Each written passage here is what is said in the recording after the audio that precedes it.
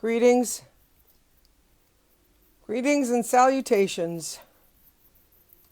Okay. 12:35 in the afternoon here in Anchorage, Alaska, also known as lunchtime. I had to jump on here. I mean, honestly, there's just so much to say and so much to talk about.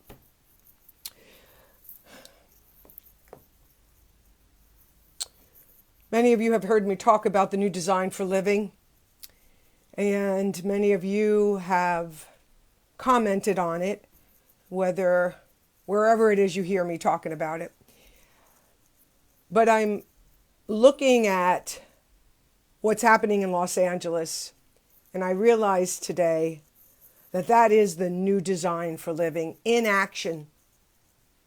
The subtag to the new design for living is reimagining how we live, love, and treat each other.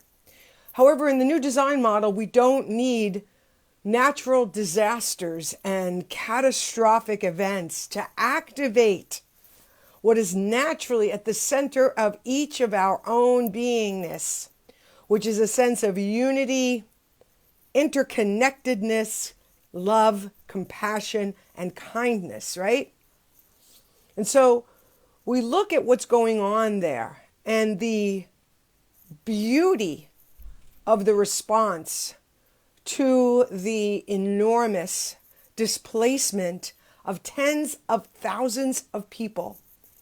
And it is nothing short of inspiring.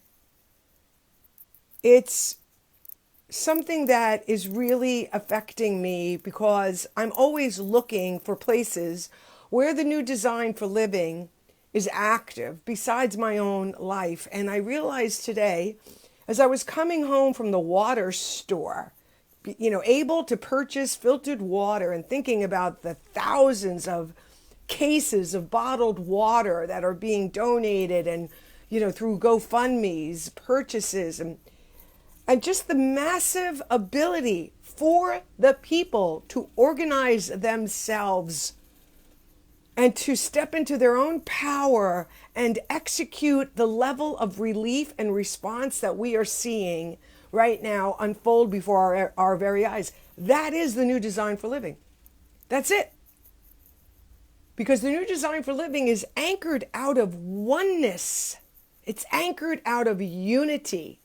And it's anchored out of a consciousness that understands that back behind the appearance of us looking different, we're actually all made up of the same stuff.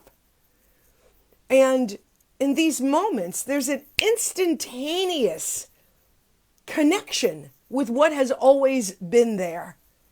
And I think about the narratives that are out there today for many years now that are parroted by the legacy media, what's going on in our politics, all of it, the backdrop, this new administration coming in with the old design model of separation, duality, ego consciousness. Who are we going to blame? We were right all the time. They're wrong.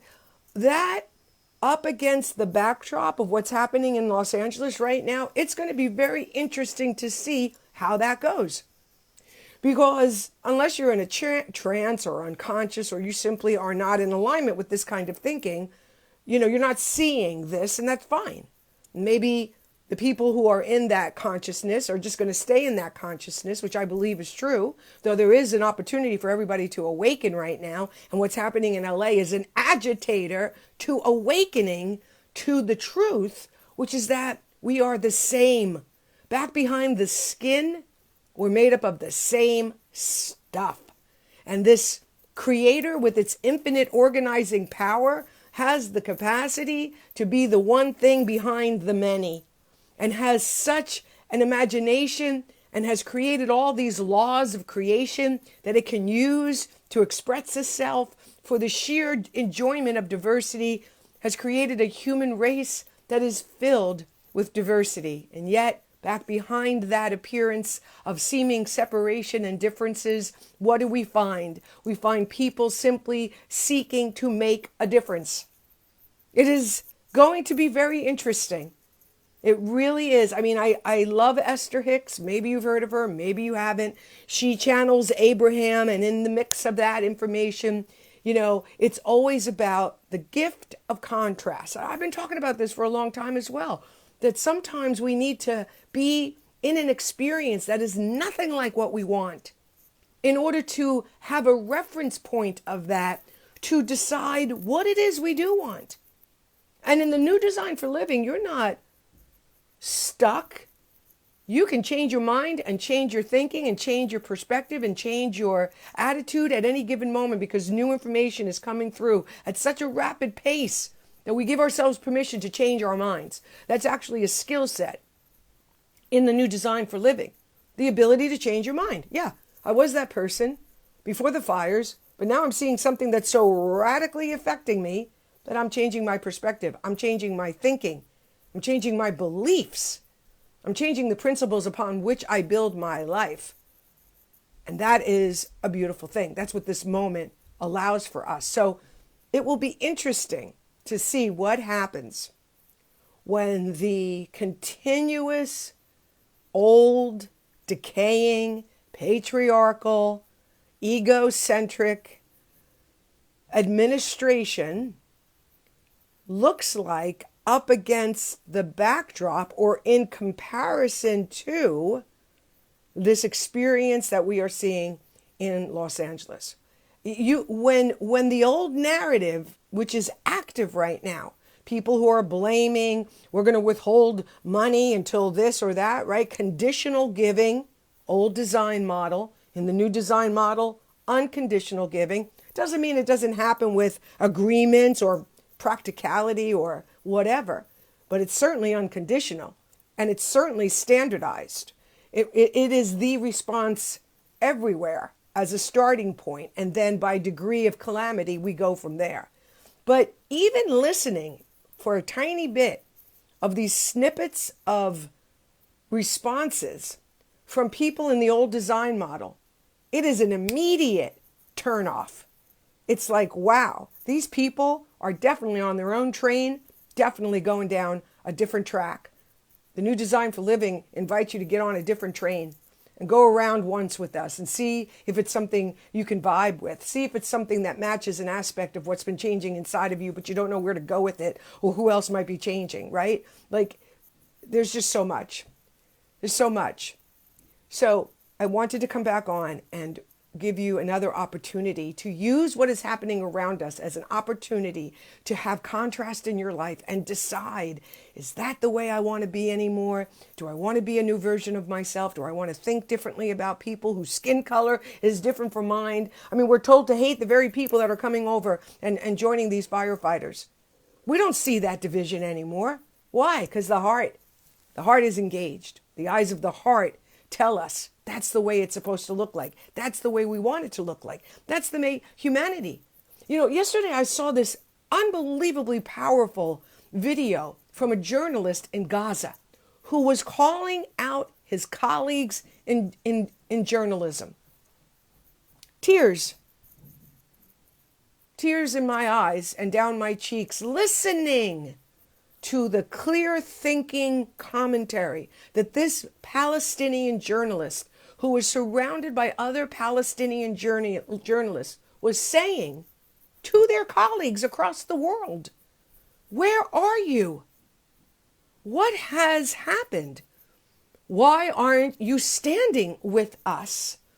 How is this even possible that the entire world has turned a blind eye to the humanitarian crisis that is happening there? And you're saying, Cease, this and this and this about that. That's fine. But that's not the way it is in the new design for living.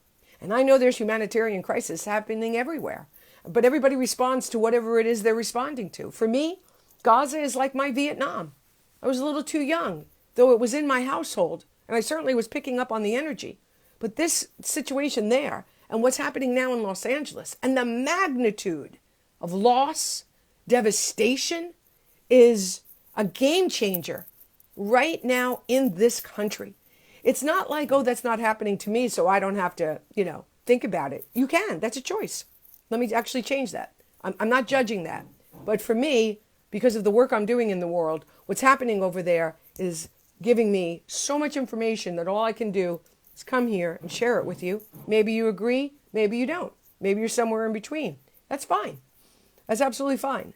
I'm always open to your comments, and be kind, because I'm just a person trying to figure it out just like everybody else. But I also know that when my heart speaks to me, I listen now. Not the mind, not just my thinking, but my heart and how I feel. And when we look at what's happening in LA, we are reminded, number one, we have the power. Number two, we have the vision to organize and redesign an infrastructure that works for everyone. Look at what is happening there. Everybody has a part. Everybody has a part, and they're in it, and they're doing it with everything they have.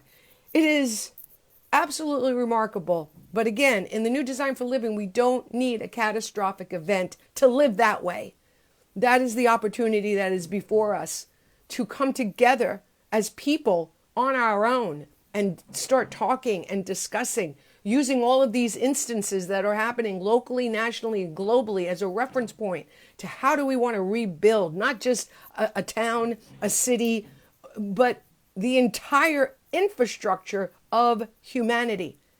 It is no greater than the rebuilding and what is happening in Los Angeles right now. It's of the same magnitude. Where are all these people going to go?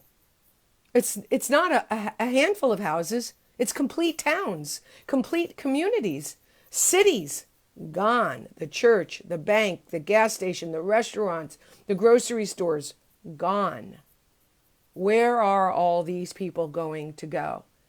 But I have a tremendous amount of faith in my heart today that is already going to be a part of what we are seeing. This massive reminder that we love each other, we need each other, we don't want to do it the way that we've been doing it anymore.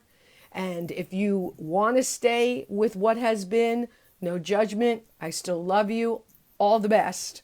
But I know where I'm going, and I know what train I'm on, and there's plenty of room for you. I love you tons. Take super good care of yourself.